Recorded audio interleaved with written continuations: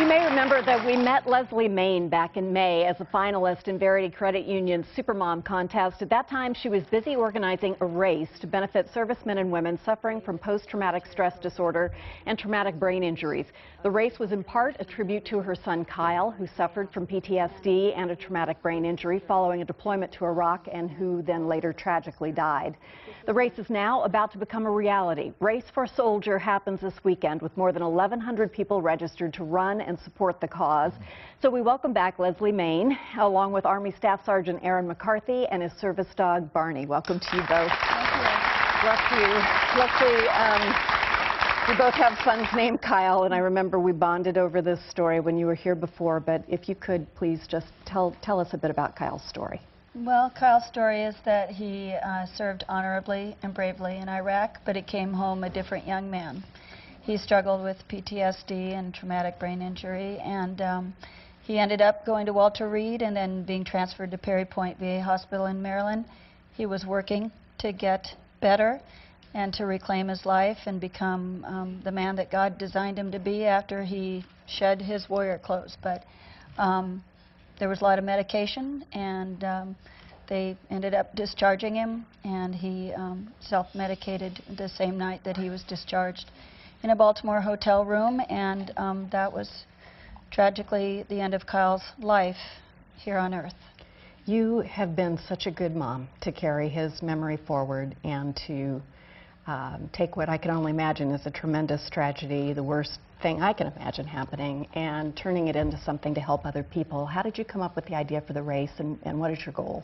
Well, I came up with the idea. I started running for my grief, to process and to pray, and quite honestly, I just started thinking about what we could do to cast a wider net for our soldiers so that they wouldn't fall through the cracks like Kyle did.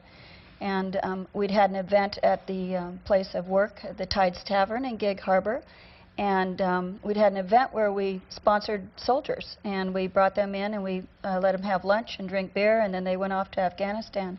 And it was such a resounding success in such a short period of time. I left there that day, October 15th last year, and it just was planted in my heart that if we can do this in a short period, what could we do if we were given more time? And because I'd become a runner, I thought about a half marathon.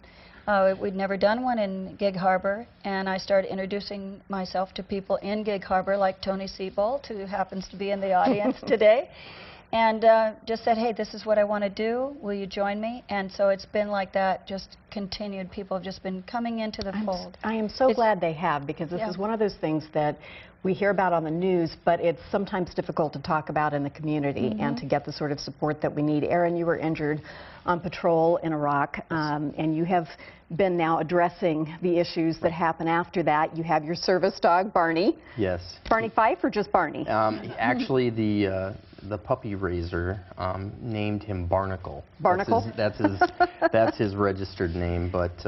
So how important is it to have support, people who understand, and some ongoing kind of safe place to deal with the things that maybe only other soldiers can really understand? Right. Well, you know, early on in, 2004, 2005, when we were all, the initial group was coming back, not a lot of these illnesses were really profound to the point where they over-medicated us, and it wasn't, I don't want to say anything negative, but it was, trying to, put a, plug a hole, basically. Yeah, stopgap. Stopgap. And, as time goes on, it doesn't get any better.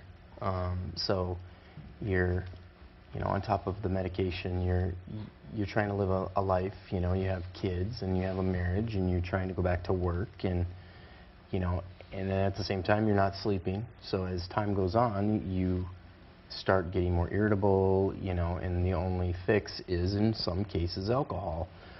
In my case, I am not one to sit down.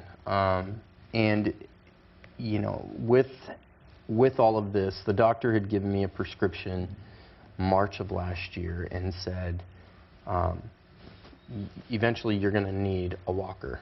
So I'm going to give you a prescription for a service dog and a prescription for a walker. And I said, absolutely not. I will not. And I found a way to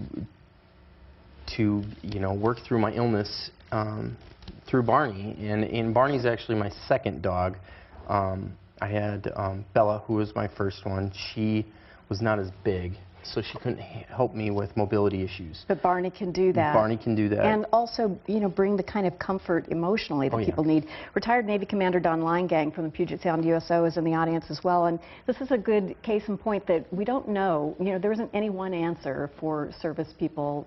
Different people are different. They need different things, but we need to be there for long-term support, don't we? Yeah, I think that's absolutely true. I mean, he's an excellent case in point where I think he'll do without his walker, and I think that's one of the reasons why Leslie and a lot of us here in the audience are so in tune to this race, and Liberty as well. But I think, there are other ways to help our soldiers out there, and we're hoping that this race is just one step.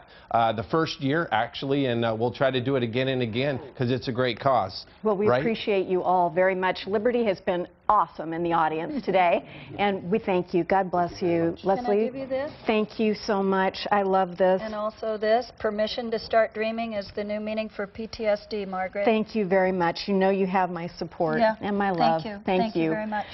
The Race for a Soldier event opens with a prayer breakfast at 7:30. Then the race kicks off at 8 a.m. at the Gig Harbor YMCA. We've posted more information on the race, the Puget Sound USO, and other beneficiaries online at king5.com/newday. Please do not forget our service people. We'll be right back.